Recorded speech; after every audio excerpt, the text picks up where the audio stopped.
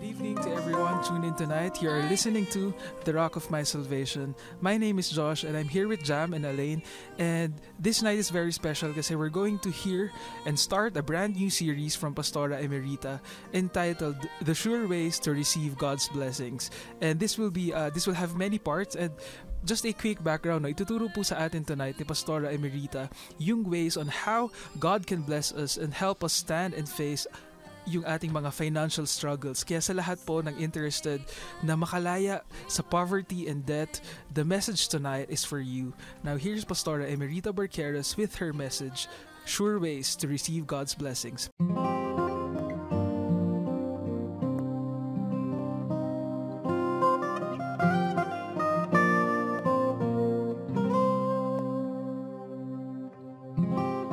Ang i-discuss ko today ay napakahalaga po sapagkat maglilid ito, ay magdadala ito sa freedom, sa pagkaalipin sa kahirapan, pagkalubog sa utang, at sa pagiging gahaman. Well, naniniwala po ako na lahat ng tao ay interesado malaman kung paano sila mabibless. So, dalawang siguradong pamamaraan po ang ituturo ko sa inyo na paborito ko.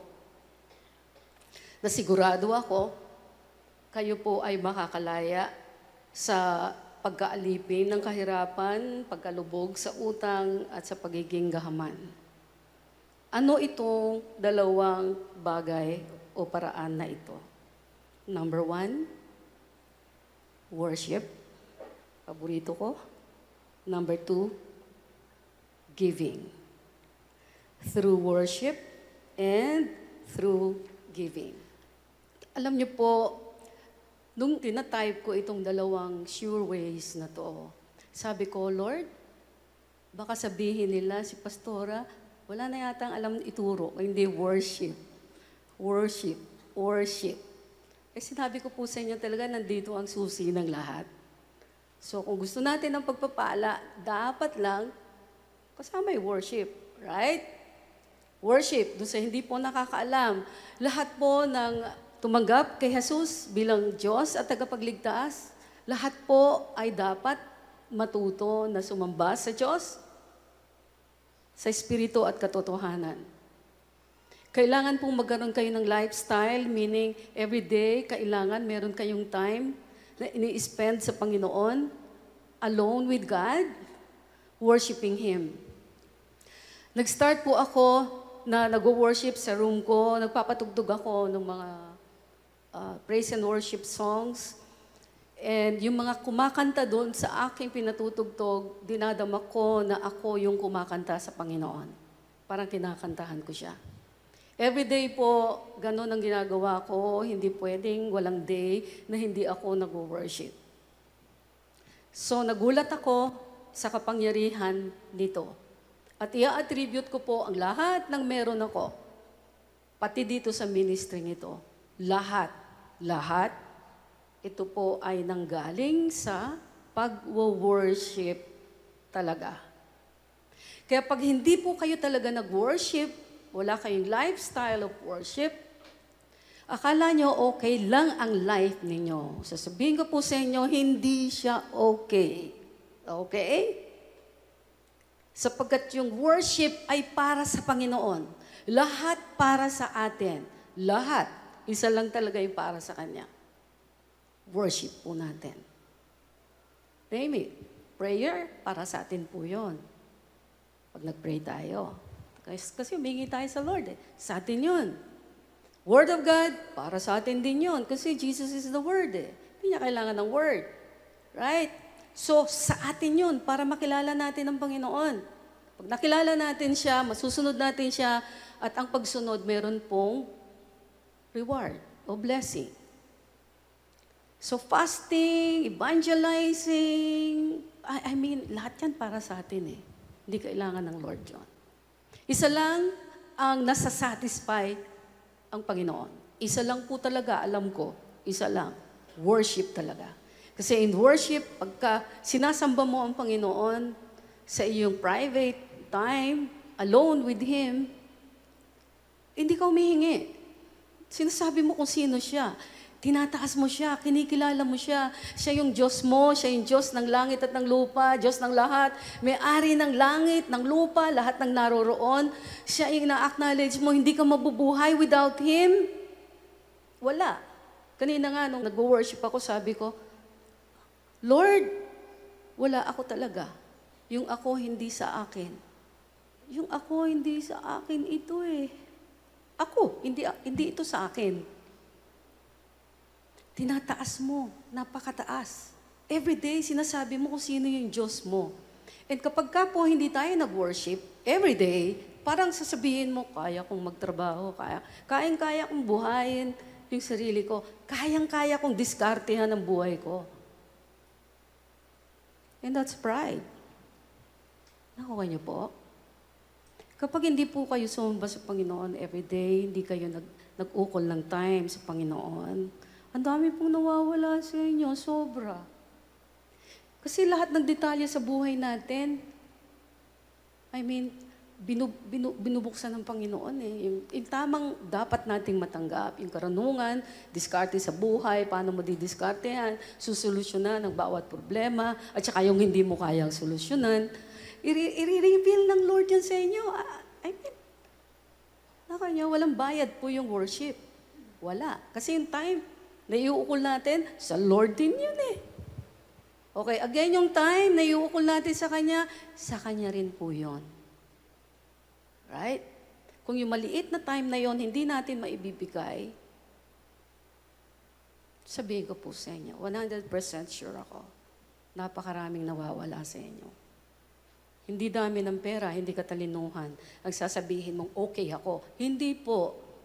Kasi hindi mababayaran ng karunungan nyo at pera ninyo ang bawat sirkumstansya na darating sa inyo. Paano ka didiskarte? Iba-iba ang sirkumstansya. Iba yung sirkumstansya sa buhay mo, sa asawa mo, sa anak mo, sa negosyo mo, sa mga tauhan mo. Iba-iba yan. And we need God. Para malaman po natin ito. Sa totoo lang, bilang isang pastor po, ito yung pinaka-number 1 kong minimiti lang sa church na ito. Hindi yung sobrang dumami tayo. Yes, gusto ko rin yun. But sabi ko nga, kung maraming tayo, hindi naman worshiper yung mga tao. Malulungkot lang din ako sa mga mangyayari sa maraming buhay. Tapat lang po ako, ho. Tinatapat ko kayo ngayon. Dito po mag-i-start ang lahat ng ganda sa buhay ninyo. Lahat ng pagbabago, mag-i-start po talaga sa worship. Pwede niyong pag-aralan ang Word of God, pwede niyong memorizein yan. Maraming nagme-memorize ng Word, pero tingnan mo naman yung ugali. Kasi hindi mababago po ng tao ang ugali niya, lalo na yung mga stubborn spirit. Hindi niya po kayang baguhin. Kahit gustuhin niya, magbabago na ako, hindi talaga. Pwede mong mabago yung isa, mabago-bago, pero hindi man bagong-bago talaga. Pero marami pa tayong problema sa ugali natin eh. Sumusulpot yan. Kada dating ng bawat iba't ibang sirkumstansya eh. Sumusulpot yung ugali nating iba-iba. Now, sino mag-hold sa atin together, body, soul, and spirit, kung hindi tayo mag-worship? Kasi pag nag-worship po kayo sa Panginoon, sabi nga, kung sinong kabarkada ninyo, magiging ganun kayo. Whether you like it or not. Pagka wala na kayo ibang kabarkada, kung hindi isang tao, magiging ganun po kayo. Magiging kapareho po kayo. Ganon din po sa Panginoon. Ganon po napakahalaga yung worship. Okay. Attracted na po ba kayo sa worship? Marami akong maririnig sa inyo, alam ko, kapag nag-worship po kayo talaga. Okay, kwentuhan ko po kayo. 2 weeks ago, nilaunch po natin yung ating bagong project sa JFM, Joseph Feeding Mission. Yung project po natin ay magpapakain tayo ng school children daily yan. Okay? Daily magpapakain tayo. Well, itong project po na ito ay dagdag lang sa dati po nating ginagawang feeding. from Luzon, Visayas, and Mindanao. Maaaring maraming magtanong o may mga nagtatanong na bakit nagdagdag pa tayo ng pakakainin? Sobra-sobra ba ang funds natin? Sa totoo lamang po, hindi po. Hindi sobra-sobra. So, kung hindi sobra-sobra, bakit ako maghahanap ng pakakainin na mas marami everyday pa? Kasi hindi lang naman sa finances tayo parang in a way responsible, no? Dito sa ganitong pagpapakain. Pero yung manpower, yung mga gagawa everyday. Tama po ba? Pag tinignan mo, parang mukhang sakit ng ulo to But bakit? Bakit ko ginusto ito? Makinig po kayo mabuti. Ito, napaka-powerful po nito. Kasi pag-usapang kingdom of God, tandaan nyo to, pag-usapang kingdom of God, hindi taga-mundo, ho? Pag hindi po tayo nag-grow, mahihirapan tayong umasenso. Ulitin ko po, sa kingdom of God, pag hindi po tayo nag-grow, mahihirapan tayong umasenso and eventually tumayo. Ano pong katibayan dito? Si Jesus nga nagsabi, di ba, you must go and bear fruit. Ang sabi nga niya, hindi pa siya nakontento, inulit niya pa yon. Sabi niya, you should bear much fruit. Apart from me, you can do nothing. Pero sabi niya, kung nakadugtong kayo sa akin, ang dami-dami niyong magiging bunga. Kaya pag wala po kayong bunga, medyo tignan po ninyo yung relasyon niyo sa Lord. Baka nakat na kayo. Kasi yung kadugtong si Kristo, automatic na magpo-flow yung gusto ng Panginoon. At gusto niya mag-grow tayo na mag-grow para marami po tayo na apektuhang tao. Pakinggan po ninyo ito. Isaiah 32 verse 8 says, "But a generous man devises generous things, and by generosity he shall stand." Alam niyo po, ang tagal-tagal ko ng Kristiyano. Pero hindi ko napapansin itong scripture na to. Isaiah 32 verse 8. Nung inumpisahan po natin itong bagong project na ito, school children, syempre kahit papano, nararamdaman ko pa rin yung malaking responsibility. And somehow, may mga time na, Lord, gusto mo ba talaga to? And pagbukas ko po ng Bible, ito yung ibinigay niya sa akin. Isaiah 32 verse 8. Napakaganda yan, tingnan nyo.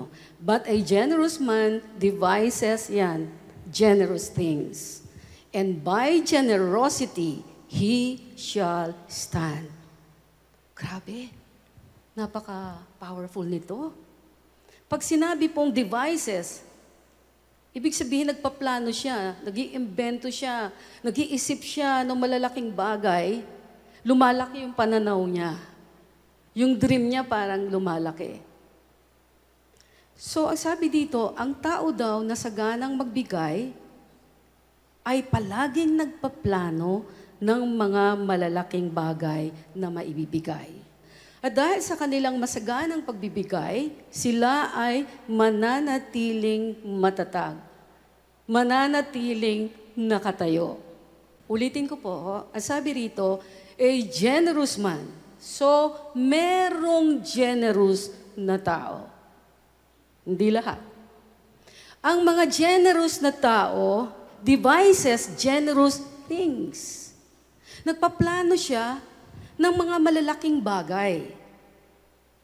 And by generosity, sa pamamagitan ng masaganang pagbibigay, siya ay mananatiling nakatayo. Ibig sabihin, kahit anong bagyo dumating sa buhay natin. Kasi definitely, hindi tayo makakaiwas sa bagyo. Lahat ng buhay may bagyo. The question is, paano ka tatayo? Ito, sinabihan tayo dito. Isang marka para ka makatayo, yung generosity. Ano po ba yung puso natin? kung ilang taon na po tayo sa pagkakristyano. Ang pagbibigay po ba natin lumalab na o tama lang, the same timpla or what? Dinadagdagan po ba natin ng panibagong lasa para ang pag-offer natin sa Panginoon ay sasabihin, itong anak kong to nag-e-effort. No? Oh, parang, totoo yun kung hindi tayo magiging conscious po sa pagbibigay natin, sabihin lang natin, tight, sige, bawa at tanggal, tight. Tapos, yun na po. Ako po kasi, minamarkahan ko yung ginagawa ko sa Panginoon. Ayoko nang may lumiliit. Ayoko rin nung palaging yun ang ino-offer ko sa Lord. May ginagawa naman ako Meron mang feeding tayo Meron naman discipleship, hindi.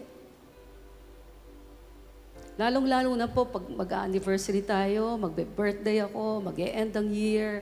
Gusto ko may laging bago. Gusto ko laging lumalaki. Yan po yung sikreto nitong ministry na ito. Basta ako, hindi mo ako pwedeng istapin pag na-stop ang isang bagay. Pag in-stop ng Panginoon ng isang bagay, hindi po ako titigil sa Lord. Ano yung gusto mo, Lord? Bakit pinayagan mong mawala ito? Hindi ako titigil talaga. Yan yung sinasabi. Kailangan generous yung heart nyo, yung mind, yung isip kayo ng isip ng malalaking bagay for the Lord. Nandito po yung susi ng pag-unlad. Nandito po yung provision ng Lord. Nakuha nyo? The more kayong mag-isip lang na mag-isip sa sarili nyo, ay, akin, gusto ko, akin. Lalo po kayo mawawalan. O kaya, hanggang dyan lang po kayo. And then later on, kung hanggang dyan lang po kayo, mauubos yan. Kasi kinukonsume natin whatever we have right now Tama? Kaya hindi ka pwedeng, dito lang ako, okay na ako, satisfied na ako dito. Hindi. Mauubos yan. Anything na hindi kumikilos po, nawawala ng buhay, nabubulok. Bahay na hindi ginamit, mabubulok yan. Kotseng hindi ginamit, mabubulok yan. Yung arms, na hindi mo gagamitin kahit 6 months lang yan. Pag hindi mo yung ginamit, 6 months hindi mo na kayang magbuhat ng kahit baso lang. Anything here on earth, hindi natin pinalalago. Ginagamit, nawawala, lumiliit. I know the principle. Kaya kahit ang ginawa ng Lord, hindi naman ako matalino talaga. Academically, hindi ako ginawa ng Lord matalino. Hindi rin niya ako ginawang mayaman na mayaman. When I started in the ministry, pinasimulan niya ako sa utang. May utang yung venue namin. So, hindi ako in-spoiled ng Lord. Start ko yung work ko kay Emerita. Bigyan ko siya ng maraming supporters. Hindi siya problema sa pera. Hindi po. Simula pa lang.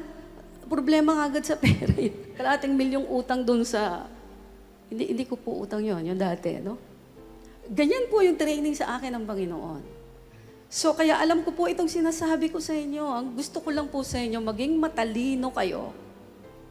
Iba ng mga kabataan. Na ngayong naririnig nyo to, i-grab nyo, practicein na kagad ninyo. Kagad.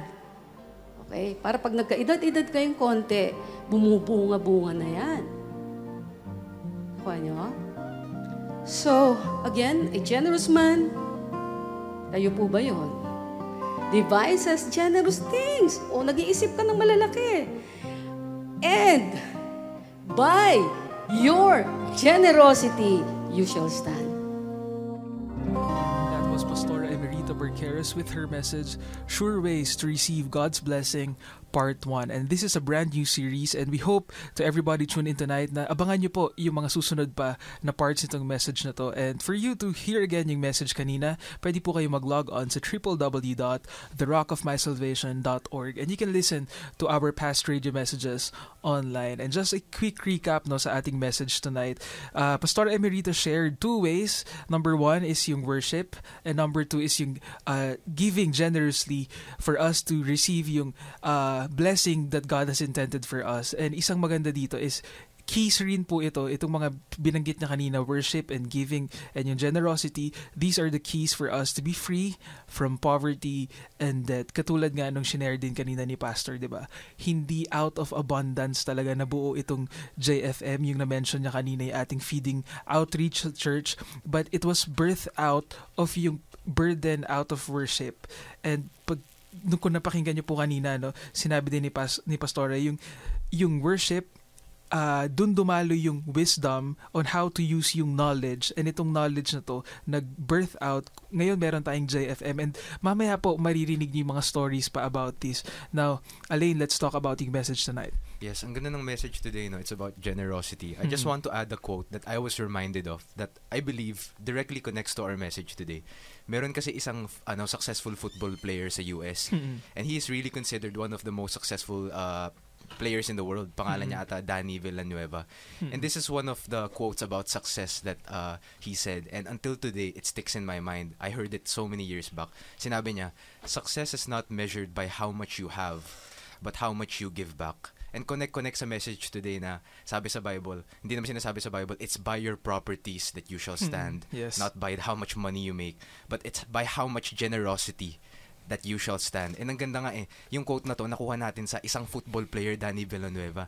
Hindi siya nag-worship, diba? Hindi siya nag-worship, and he has that kind of wisdom.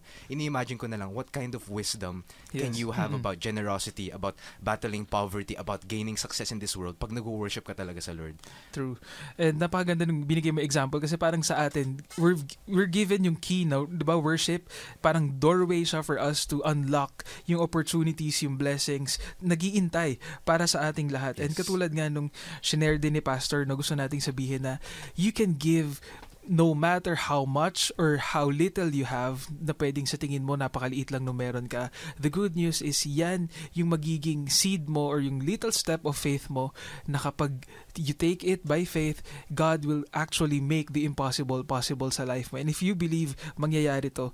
And sa lahat po ng nakikinig tonight na pwedeng hindi naman poverty or hindi lang debt yung pinagdadaanan nyo ngayon, and you feel tied sa depression, pwedeng caused by ito nga yung poverty, and gusto nyong makawala dito sa hopelessness, dun sa parang void kung nasaan kayo ngayon, we encourage you na to believe that there is power in the Word of God. And sabi niya sa Bible na you will call upon my name and I will answer you. And kung gusto niyo pong makita ang move ng Lord sa life niyo ngayon, I encourage you to follow this simple prayer, believing that God will hear you. Just simply say, Heavenly Father, I come to you, Lord, tonight, believing in the power of your Word, believing in the power of your Holy Spirit, and I claim the freedom in the name of Jesus. Lord, I believe that you gave your life on the cross for me. I accept your forgiveness. I accept your salvation. Thank you, Lord, for including me in your family. Thank you for giving me this fresh start. And I promise, Lord, to follow you from tonight forward. In Jesus' name, amen.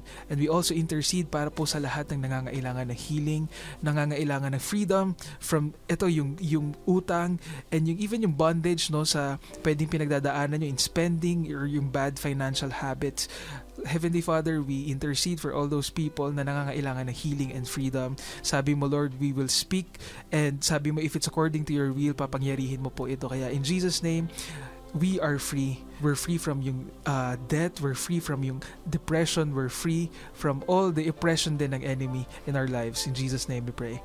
Amen and amen. And we'd love to have and receive po yung inyong mga praise reports or yung inyong mga prayer concerns. Pwede po kayong tumawag sa 688-8742. Again, that's 688-8742. And for our texters, ang globe number po natin ay 0916-564-9897. And our smart number is 0939-782-3001. And our church is open po para po sa lahat ng mga naghahanap ng community of believers. Let's announce yung ating worship we invite center. you all to our church service every Sunday, 10 a.m. onwards at number 4 San Roque Street, Barangay Capitolio, Pasig City. And meron din po kaming youth service every Saturday, 3 p.m. onwards. Thank you, Alain. And sa lahat po ng details na gusto niyo pang makita, mag-log on po kayo again sa therockofmysalvation.org, and sa ating Facebook account, pwede niyo pong i-search ang The Rock of My Salvation.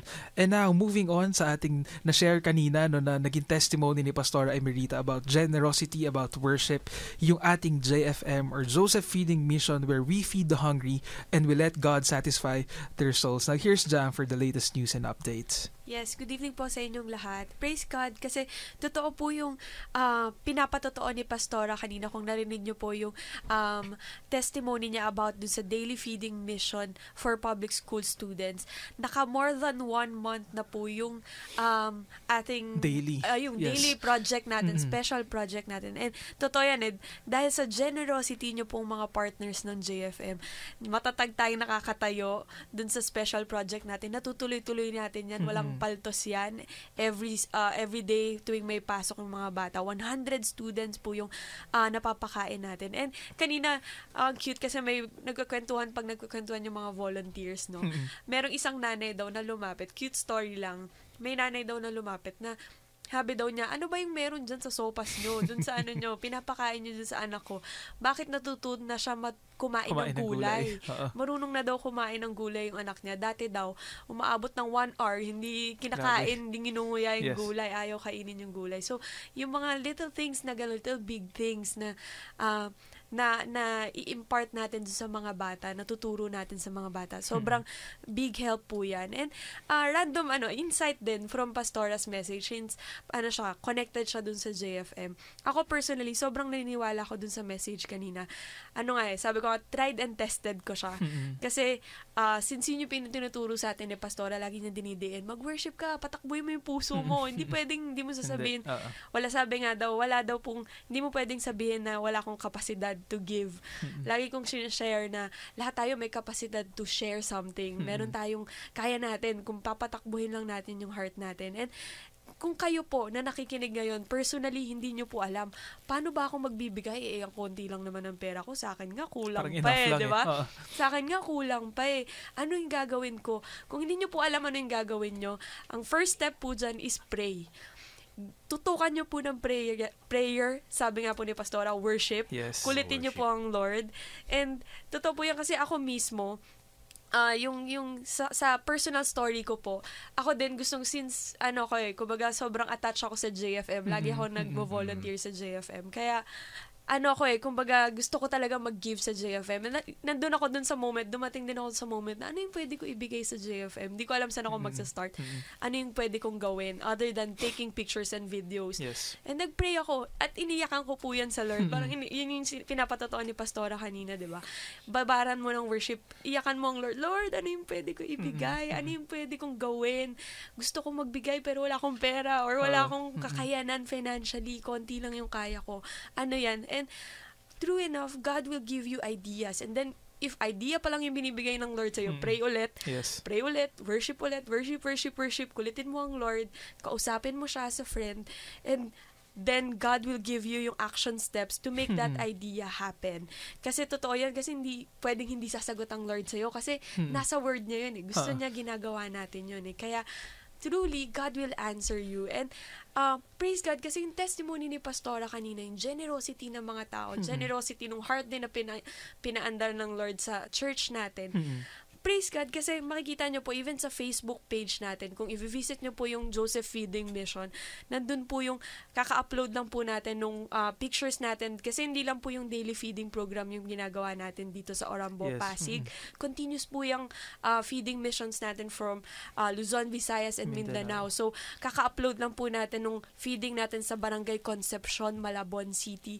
And soon, i-upload din natin yung feeding natin sa Kamalig, Albay, last August. And meron pa po yan, kakatapos lang ng August nila, meron naka-schedule na this September 13. Meron ulit silang feeding sa Bicol naman. And kaya maraming salamat po. Hindi lang po namin na share lahat, na isa-isa lahat. Pero sa lahat ng partners natin, thank you so much po sa inyong lahat sa pagiging bridge nyo ng blessing dito sa mga batang to, sa pamilyang to. Maraming salamat po. And isang insight lang nung sinishare mo kanina yung generosity jam, no, na parang pag tinignan mo, pwede tayo maging generous hindi lang sa mga inaabot nating tao. We can be generous with our time. For example, katulad ng spend mong time in worship, na parang naging generous ka na, Lord, hindi ko titigilan to, na parang naghihintay ka, you're generous in giving, in volunteering your time to cover yung photos, yung videos. Kumbaga, lahat tayo, we can be more generous kasi alam ko lahat po kayo generous na, but we can all be more generous. Kaya ito po ang ways to give natin sa ating JFM. And right now, we highly encourage all of you listeners po to connect with our social media accounts. Sa age kasi natin, di ba, ang tawag postmodern digital age. Yung mga movements of change, hindi na nangyayari physically. Nangyayari na Digital, sa social media yes. platforms. Ang lakas ng power ng mass media, social media. Kaya connect po tayo sa mga websites natin, facebook.com/Joseph Feeding Mission and facebook.com/The Rock of My Salvation. Kaya ngayon, no, nag-evolve din yung ways to give natin. Pwede na rin to online and through our yung mga sa internet. Kaya Jam, please announce yung ating ways to give. Ang ways to give natin, pwede po kayo mag-deposit through BDO account.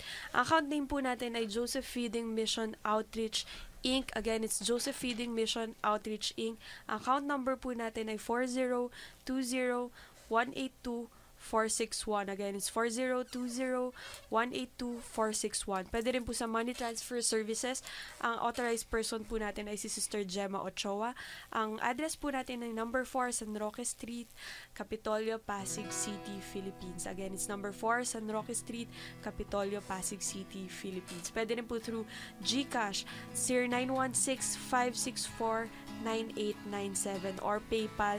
I-visit nyo lang po yung website natin, josephfeeding.org. Nandiyan po lahat ng sinabi namin, josephfeeding.org. Yes, thank you, Jam. And before we end, no, meron tayo isa pang Facebook page. Pwede niyo po i-visit ang facebook.com/churchcafe. That's CHURCHCAFFE para naman sa mga latest updates din sa happening sa message and series natin sa church. And again, gusto nating batiin din ito special greetings for the people celebrating their birthday this month. Happy birthday kay Love, kay Lani, kay Danica, and kay Sister Miriam Santeco. Lahat po sila mag-celebrate ng birthday nila this week. And now that's all the time that we have. We hope na makasama po namin kayo next Sunday, 8:30 to 9 p.m. only here on DWIZ 882 kilohertz. Again, you are listening to The Rock of My Salvation. My name is Josh. My name is Elaine. And I'm Jam. See you next Sunday po. To God alone be all the glory. God bless you and have a good night.